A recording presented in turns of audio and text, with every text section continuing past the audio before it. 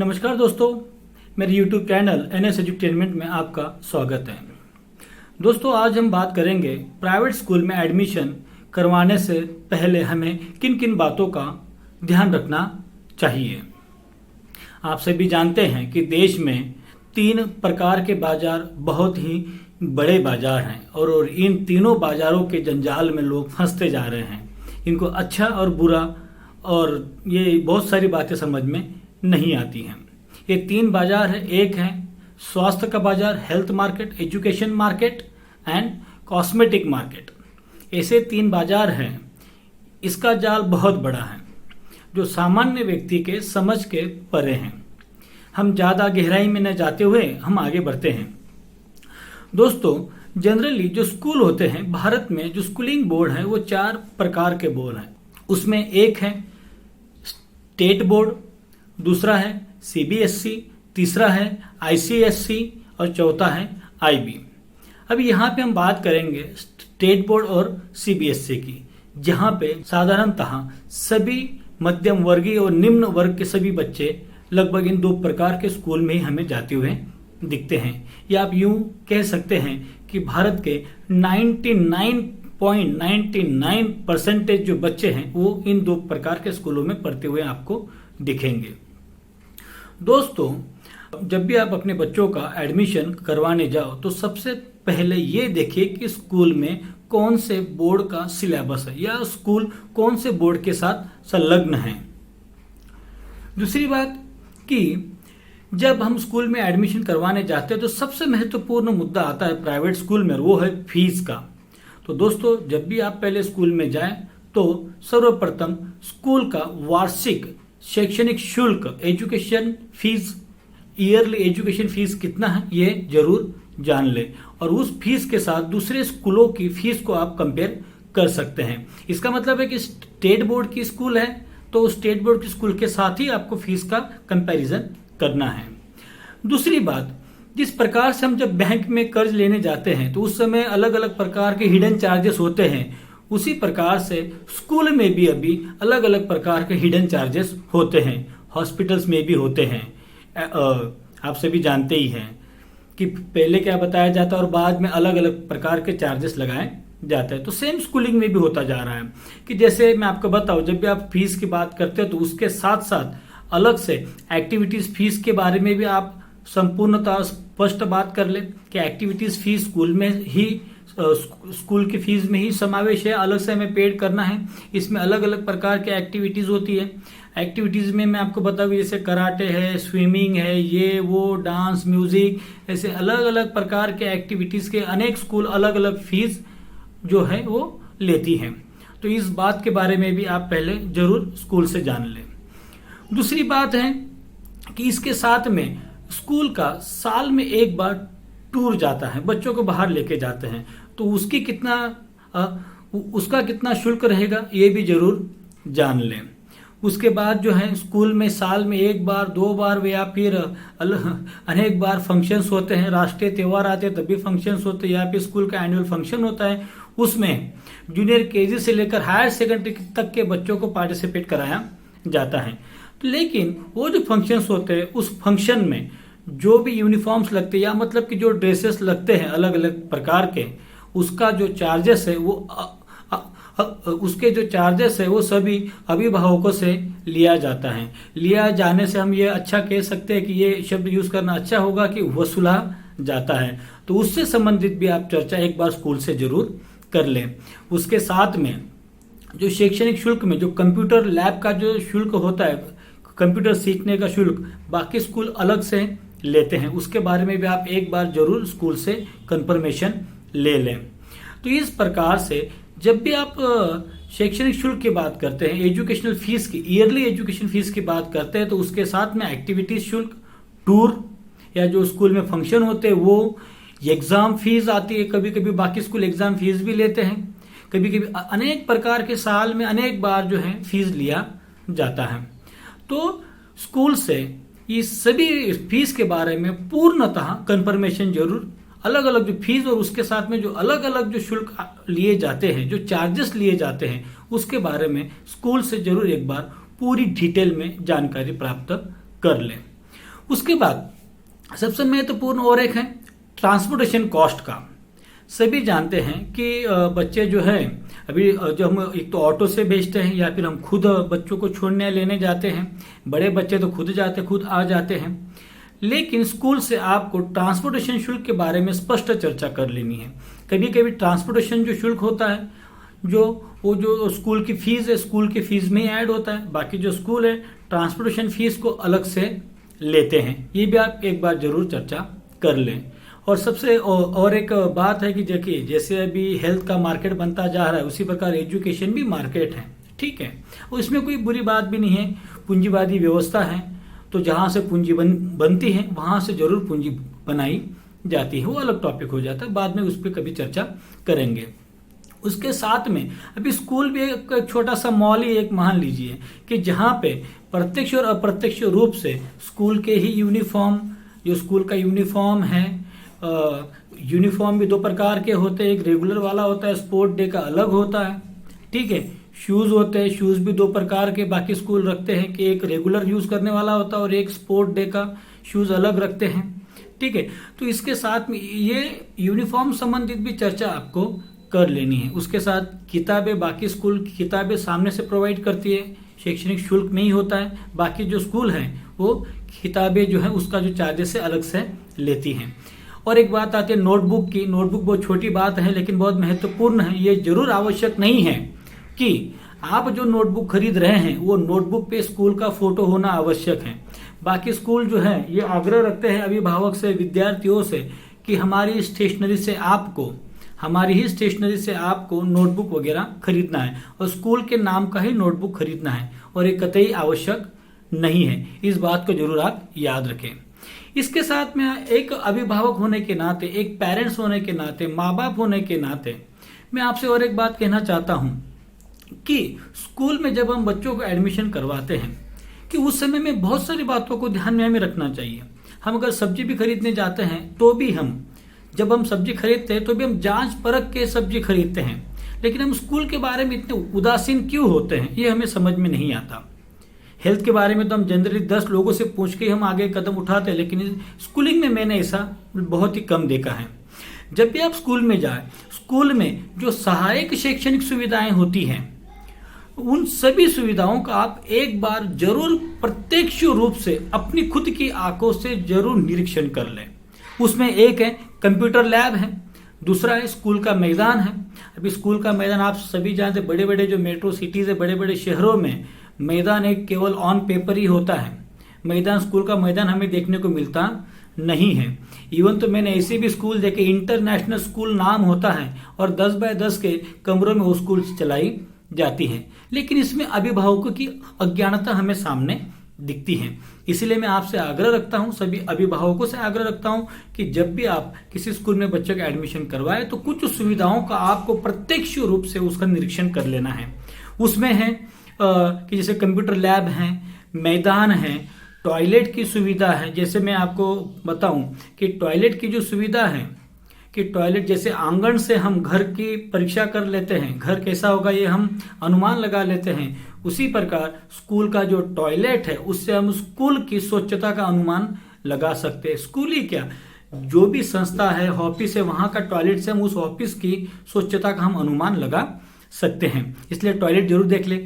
पीने की पानी की जो सुविधा है वो भी आप जरूर देख लें, वो किस प्रकार की सुविधा है ये आपको जांच करना। जांच मतलब कि एक बार आपको देखना जरूरी है। अगर बच्चे बड़े हैं, 9वीं 10वीं 11वीं 12वीं के बच्चे हैं, तो अगर वो साइंस लैब के बच्चों की आवश्यकता है तो स्कूल में जो साइंस लैब होती है अलग अलग प्रकार की, तो वो भी आप एक बार जरूर उसका निरीक्षण कर लें। नहीं तो क्या होता है कि स्कूल के पैम्पलेट में जो लैब बताई जाती है वैसी लैब हमें स्कूल में देखने को मिलती नहीं है। इस बात को आप जरूर याद रखें। उसके बाद जो है स्कूल बस, अगर बच्चों को, अगर मैंने जैसे पहले कहा, अगर बच्चे को हम अगर ट्रांसपोर्टेशन की सुविधा स्कूल के द्वारा ही लगवाने वाले हैं तो ऑटो या स्कूल बस जो भी है, अगर स्कूल बस है या स्कूल का ही ऑटो है तो उस ऑटो वालों से या स्कूल वाले जो ड्राइवर है उनसे सभी से स्कूल बस की सुविधा के बारे में सभी प्रकार की बातें जान ले। अर्थात कि स्कूल बस को भी आप एक बार देख ले कि बस कैसी है, ठीक है, और कितने बच्चों की उसमें क्षमता है। इस बात को आप जरूर ध्यान रखें और इसका निरीक्षण अपने खुद के आंखों से जरूर कर लें। उसके बाद है सबसे अहम मुद्दा आता है शिक्षकों की शैक्षणिक योग्यता का। देखिए, हर माँ बाप जो है, हर पेरेंट्स, हर अभिभावक, आप जो कहना चाहो, जब बच्चों को स्कूल में दाखिल करवाता है तो बड़े ही अपेक्षाओं से करवाता है। हर माँ बाप अपने बच्चों की शिक्षा के लिए बहुत मेहनत करते हैं। मैंने ऐसे बहुत सारे लोग देखे हैं, बहुत सारे गरीब लोग देखे हैं कि जो अपनी आवश्यकताओं को मार देते हैं, परंतु बच्चों की शिक्षा के ऊपर होने वाले खर्च में कतई कमी होने नहीं देते। तो अगर हम इतना, हमारी इच्छा है, तो हमें जब हम जिस स्कूल में बच्चों को एडमिशन करवा रहे हैं वहां पे हमारे बच्चों को कौन पढ़ाने वाला है और जो पढ़ाने वाले हैं उन शिक्षकों की शैक्षणिक योग्यता कितनी, ये जानना बहुत ही जरूरी है। और इसकी सबसे बड़ी समस्या आती है प्राइमरी में। प्राइमरी के बच्चे छोटे होते हैं, उनको बहुत सारी बातें समझ में नहीं आते। जो बड़े बच्चे हैं, बड़े बच्चों में ये ज्यादा समस्या की बात नहीं, वो बहुत सारी बातें खुद जान लेते हैं और खुद वो बोल सकते हैं, बता सकते हैं। लेकिन जनरली मेरा व्यक्तिगत अनुभव रहा है, या सभी का ये अनुभव होगा, कि जो प्राइमरी की जो इंग्लिश मीडियम की जो स्कूलें हैं, ठीक है, अभिभावक बड़ी इच्छा से बच्चों को इंग्लिश मीडियम के स्कूल में डालते हैं, चाहे वो सीबीएसई की हो या स्टेट बोर्ड की हो। लेकिन पढ़ाने वाले जो शिक्षक होते हैं या जो शिक्षिकाएं हैं वो अयोग्य होते हैं, उनकी शैक्षणिक पात्रता पूर्ण होती नहीं है। कभी कभी मैं तो ये भी देखा है कि जो स्कूल की जो बच्चियां होती है, जो कॉलेज की जो लड़कियां होती है, कॉलेज के जो लड़के हैं, वही जो हम देखते हैं कि स्टैंडर्ड फर्स्ट से लेकर 4th, 5th, 6th, 7th तक हमें पढ़ाते हुए दिखते हैं। मुझे इस बात का विरोध नहीं है, सबको रोजगार मिलता है, लेकिन मुझे पढ़ाना आता है और मैं शिक्षक हूं, ये दोनों बहुत ही अलग अलग बातें हैं। इसीलिए ये जरूर जांच कर ले, जिस स्कूल में आप अपने बच्चों को दाखिल करवा रहे हैं, जिस क्लास में आप अपने बच्चों को दाखिल करवा रहे हैं, उस क्लास में कौन कौन से शिक्षक या शिक्षिकाएं पढ़ाने वाले हैं, उनकी शैक्षणिक योग्यता कितनी है, उनका कितना अनुभव उनका रहा है शिक्षा क्षेत्र का, ये सभी बातें आप एक बार जरूर जान लें, स्वतः परख लें। इसके बाद और एक अगला मुद्दा है, वो है वर्गखंड में, क्लासरूम में विद्यार्थियों की संख्या। जैसे कि हम स्कूल के पैम्पलेट में देखते हैं कि एक स्कूल में लिमिटेड, मर्यादित विद्यार्थी संख्या, ये केवल कहने की बात होती है। ठीक है कि जैसे एक स्कूल में 30, जैसे सरकार का जो मापदंड है उसके अनुसार 30 या समथिंग जो भी इतने बच्चे होने चाहिए। लेकिन प्राइवेट स्कूलों में जब हम देखते हैं तो क्लास में बच्चों को भेड़ बकरियों को तरह भर दिया जाता है। एक बेंच पर 4-4, 5-5, 6-6 विद्यार्थी बैठते हैं। 6-6 तो मैं ज्यादा बोल गया, अतिशयोक्ति हो सकता है, लेकिन 4-5 तो मैंने देखे हैं। ठीक है, तो 4-4, 5-5 विद्यार्थी बैठते हैं। छोटे बच्चों को भी वही स्थिति होती है। बड़े बच्चे तो मैनेज कर सकते हैं, एडजस्ट कर सकते हैं। छोटे बच्चों के स्कूलों में वो जानना वो बहुत ही कठिन होता है। मैं एक बार, मेरे भतीजे के एक बार मैं स्कूल में गया था, जब वो स्टैंडर्ड 2nd में था। ठीक है, पुरानी बात है, स्कूल का नाम मैं नहीं लूंगा, सूरत में ही है। मैंने देखा कि 10 बाय 10 के रूम में बच्चे बैठे हैं। लगभग उस क्लास में मैंने 29 बच्चे मैंने काउंट किए। 10 बाय 10 के रूम में 29 बच्चे बैठे हैं। उसमें स्कूल का क्लास का जो शिक्षक है उसका चेयर भी है, छोटा टेबल भी, और बच्चे जो दफ्तर लेके गए हैं वो दफ्तर जो बैग है बच्चों ने अपने पैर के ऊपर रखे हुए थे, पलाटी मार के बैठे थे, उसके ऊपर दफ्तर रखा हुआ था। अगर ऐसी सुविधा है तो ऐसे स्कूल में बच्चों को जरूर ना डालें, ये बात आप जरूर याद रखें। और स्कूल ने जो बात बताई कि इस क्लास में, जिस क्लास में आप बच्चों का एडमिशन करवा रहे हैं उस क्लास में इतने ही बच्चे रहेंगे, तो समय समय पर इस बात की जरूर जांच कर ले। बच्चे छोटे हैं तो खुद जाके जांच करें, बड़े बच्चे हैं तो उनसे समय समय पे पूछिए कि भाई आपके क्लास में कितने बच्चे बैठते हैं, आपको बैठने के लिए उचित जगह मिलती है या नहीं मिलती है। इस बात की भी आप जरूर ध्यान रखें।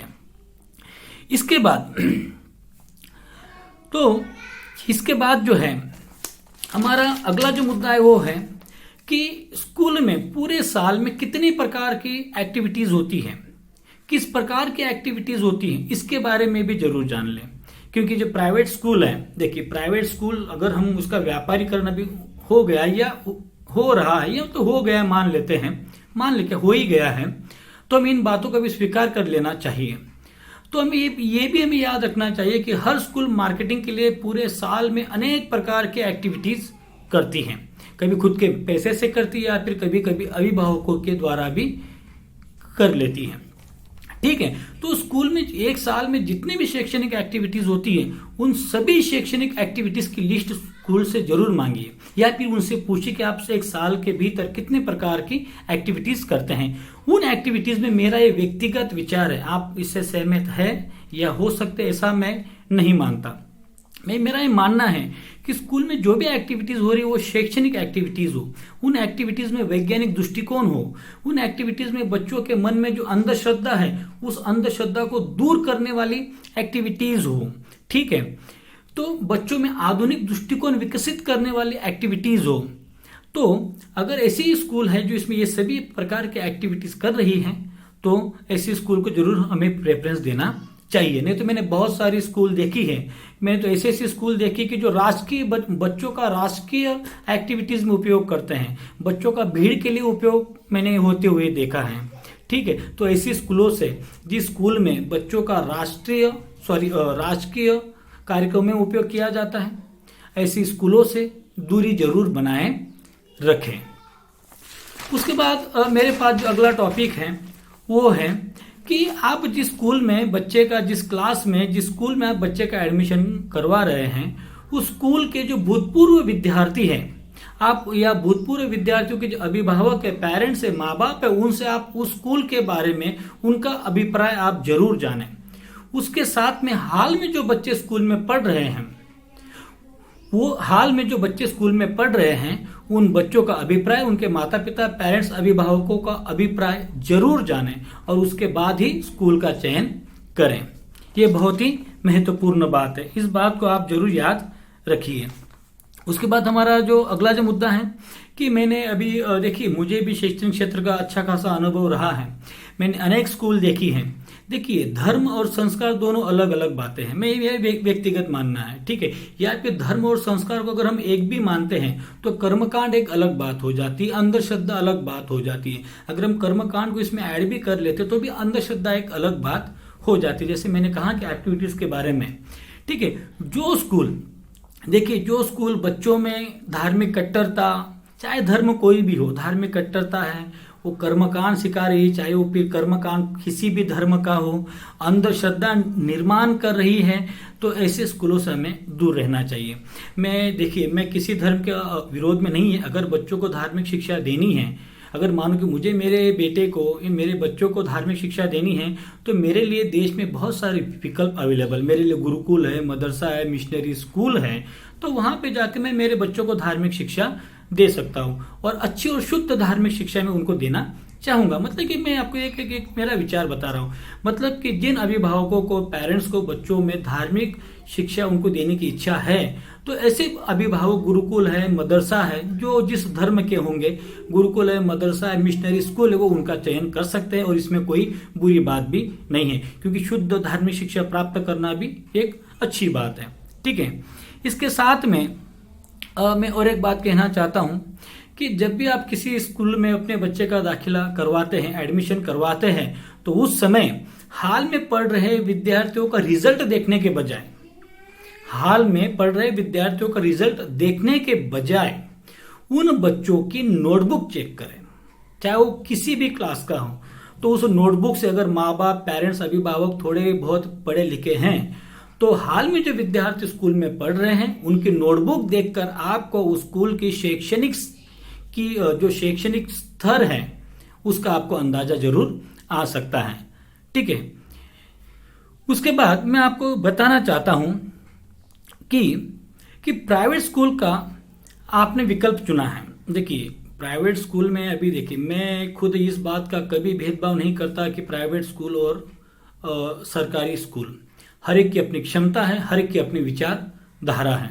ठीक है, लेकिन अगर आपने खुद अपनी इच्छा अनुसार प्राइवेट स्कूल को अगर आपने चुना है, तो स्कूल की जो फीस है, जो आपने पहले बात की है, वो जो फीस है उसको जरूर समय पे अदा करें। स्कूल बार बार, प्राइवेट स्कूल बार बार सूचना देकर थक जाते हैं, फिर भी बहुत सारे अभिभावक फीस जमा करते नहीं। एक दो की मजबूरी हो सकती है, सबकी होती नहीं है। अगर आपकी मजबूरी भी है तो भी आपने खुद प्राइवेट स्कूल चुना, ये आपको भूलना नहीं है।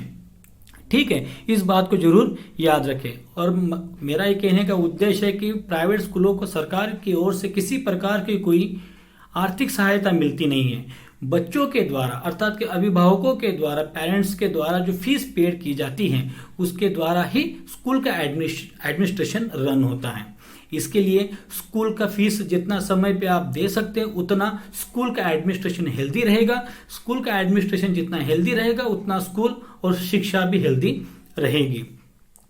लेकिन और एक इसमें एक बात है, जहां तक संभव हो स्कूल का जो फीस है वो कैश में भुगतान न करते हुए आप एक तो स्कूल के नाम के अकाउंट में जो मनी ट्रांसफर के बहुत सारे विकल्प अभी अवेलेबल, उसके द्वारा स्कूल के नाम के अकाउंट में आप ट्रांसफर कर सकते हैं या स्कूल के नाम से आप चेक दे सकते हैं। और चेक देते समय ये बात भी याद रखें कि चेक देते समय स्कूल का नाम जरूर मेंशन करें। ब्लैंक चेक जो है, पेई नेम ब्लैंक रखना नहीं है। मेरा मतलब कहने का एक सीधा सा उद्देश्य है, जब भी आप स्कूल का फीस का भुगतान करें तो उस समय वो जो फीस है वो स्कूल के बैंक अकाउंट में ही आप भुगतान कीजिए। और इसके साथ में ऊपर बताई गई, हमने जो भी अभी चर्चा की, ऊपर बताई गई सारी जो सुविधाएं हैं एक ही जगह चाहिए। ठीक है, देखिए मैंने अभी जैसा आपको कहा कि स्कूल में मैदान चाहिए, स्कूल में पढ़े लिखे और योग्यतापूर्ण शिक्षक चाहिए, सारी सुविधाएं चाहिए, जिसे स्कूल कहते हैं। सही मायने में ऐसे स्कूल होते हैं, ठीक है, जो स्कूल की संकल्पना, स्कूल की परिभाषा को परिपूर्ण करते हैं। ऐसे स्कूल में अगर आपको दाखिला, अगर मानो प्राइवेट स्कूल अगर ऐसा आपको नहीं मिलता है तो अंत में एक अच्छा विकल्प है सरकारी स्कूल का।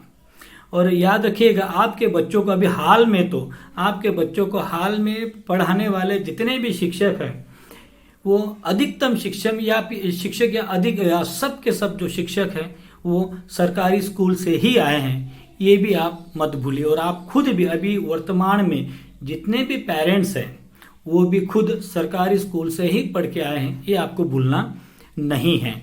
इसीलिए अगर आपको इतनी सारी सुविधाएं अगर स्कूल में नहीं मिल रही है, यहाँ पर आप फीस अफोर्डेबल फीस नहीं है प्राइवेट स्कूल का, तो सरकारी स्कूल भी बेस्ट ऑप्शन है। ठीक है, इवन मैं आपको बताऊं कि सरकारी स्कूल भी जो है उसमें हमें जो स्कूल की जो परिभाषा है, जैसे मैंने आपको बताया कि स्कूल की परिभाषा को परिपूर्ण करने वाले केवल सरकारी स्कूल होते हैं। ठीक है, जिस प्रकार से मित्रों मैं आपको बताऊं कि वीडियो भी दो प्रकार के होते हैं, अच्छे कंटेंट वाले वीडियो होते हैं और दूसरा होता है अच्छा एडिटिंग वाला वीडियो होता है। तो उसी प्रकार स्कूल भी है, अच्छी सुविधा वाली स्कूल, अच्छा शिक्षा वाली स्कूल।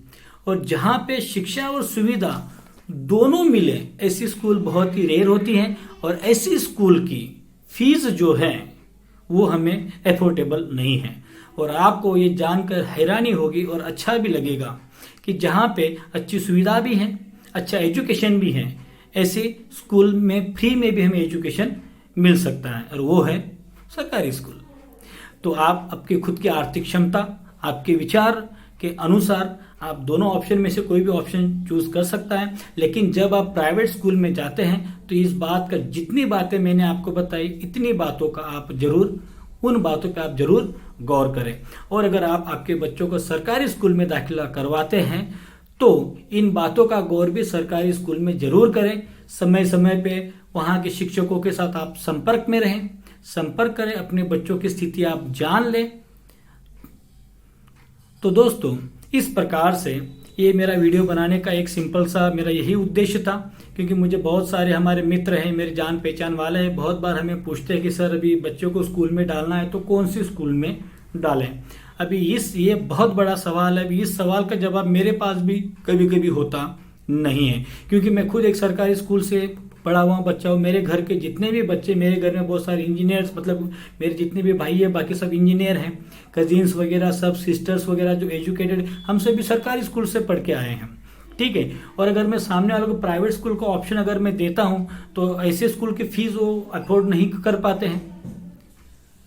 या फिर वो उनकी अपनी क्षमता होती। इसीलिए तो मैं आपको व्यक्तिगत रूप से कहना चाहता हूँ कि कौन सी स्कूल में एडमिशन लेना है, यह आपके आर्थिक क्षमता, आपके विचार के ऊपर वो निर्भर करती है।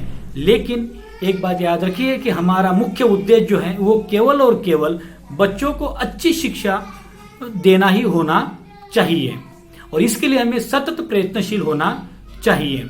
उसके साथ मैं आपको और एक बात बताता हूँ, चाहता हूँ कि मेरे कुछ मित्र हैं कि जिन्होंने अपने बच्चों को सरकारी स्कूल में दाखिला दिलवाया है, मतलब एडमिशन किया है, और जो भी फीस उनकी बचती है उस फीस से उन्होंने बाहरी अलग अलग अच्छी एक्टिविटी में बच्चों को एंगेज रखा है।